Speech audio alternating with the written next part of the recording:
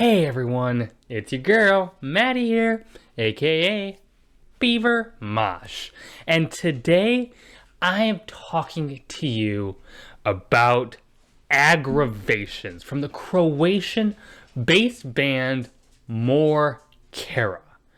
And on this second Morkera release, we have a absolutely savage display of noisy, chaotic, and destructive blackened death metal.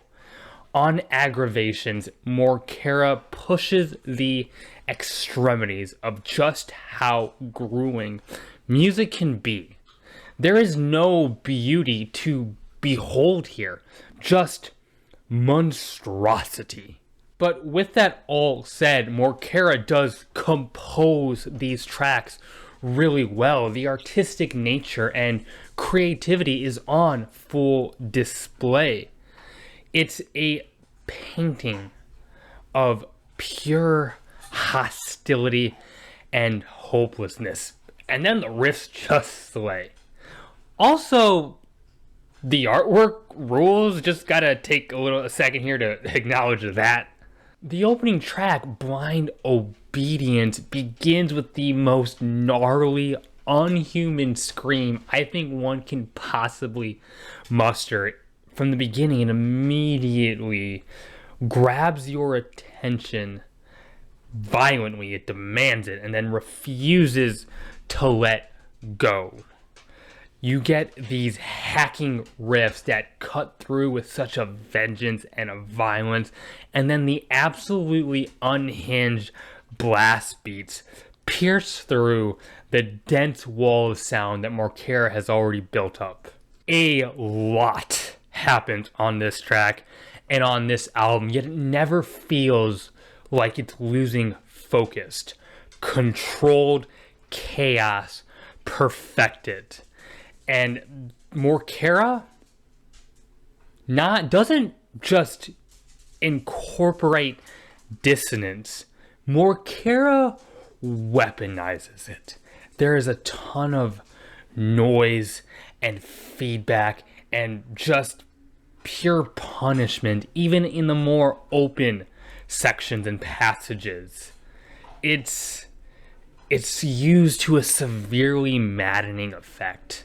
On Torrid Host, the drumming flies in with these ripping gallops and blistering double bass runs. The percussion here is animalistic and just can't be praised enough. The guitars bring with them a lot of screeching and atonal licks that blend effortlessly with these grotesque rolling riffs. It's nasty. And the vocals are just so ugly and jagged, and they feel actually kind of dangerous to get close to. Like, you should be afraid of these. On Bethoweth, Morkera puts on a masterclass in how to conjure up these harrowing, discordant atmospheres, really instilling a sense of unease in the listener, which a lot of lesser records try but never get as close as this record does. This track is so intense and so impenetrable and reaches and builds up to these unholy, completely decimating peaks that are not for the faint of heart. But with that, there are these solemn tremolos in the background that do add a touch of sorrow into the otherwise completely unadulterated display of vitriol. And that's all to say, this is not just a one-dimensional album. Intercessors has this somewhat odd hopping riff that pairs with these more muted, wretched howls. It's so indescribably dark and freakish, and the guitar slice with this somewhat machine-like tone. It's so grating, yet it's so exciting and interesting to listen to. Throughout the track, there are these very interesting clicking tom rolls that are almost kind of a signature defining fill for the band. Morkera has a lot of unique and original ideas behind the kit. And I like how Morkera kind of stacks on top of each other these varying guitar licks, these very disharmonious, complex, and intricate webs.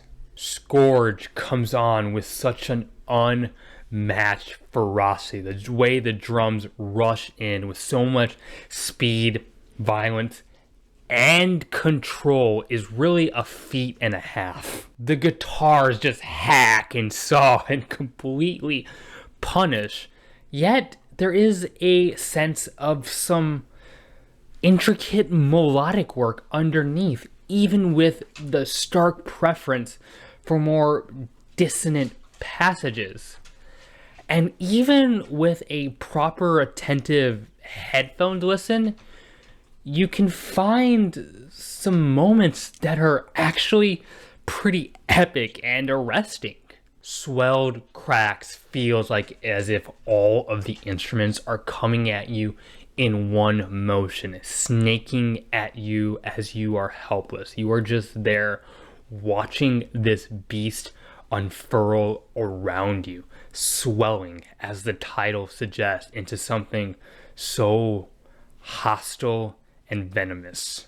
There is this disgustingly terrifying vocal layering thing that Morkera does here. Multiple tracks stacked on top of each other of these brutal and nightmarish vocals that work together to create these unbelievably demonic, soulless, and abysmal sounds. It's actually kind of incredible just how well it's executed. There is this such a wickedness to how the guitars are delivered on Degradation Wage. It feels as if a ghoul is floating around the track. That cover art that I praised earlier, this cover art, that's what this track sounds like. There is this fascinating whirling guitar lick that is disorienting and hard to comprehend.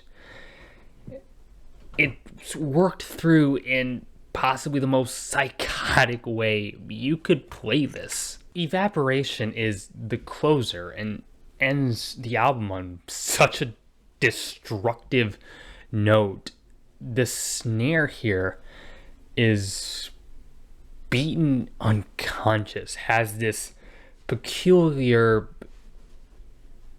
rigid click to it that you just can't ignore. Adds such a unique hammering texture to the music. Once again, I'm going to talk about the vocals. They have this undead feeling to them. This is not a sentient human voice. No, you can't convince me of that. And then there are also these dark, ritualistic pick-throughs on the guitar on this track that strike such a deep, profound sense of anxiety. It's nice. It's just very nice. For those watching who want metal that is delivered with a heightened abrasiveness, who want metal that's going to challenge you, well, this will do it. This album is not going to make you feel good things, but you are going to feel something as it pokes at so many raw, visceral emotions. The playing here is outstanding. The atmosphere is terrifying. And then the art, the packaging, the overall aesthetics, just the overall packaging is just so well put together, and I'm a big fan of this one. And hey, if you enjoyed this review, hit the like button. It'd mean the world to me if maybe you'd consider subscribing. I have a Twitter you can follow. Link to that is in the bio of this YouTube channel. leave a comment. I really enjoy getting to engage with those. And hey, you right there watching right now, keep it metal. My name is Maddie, aka Beaver Mosh, and I'm signing off.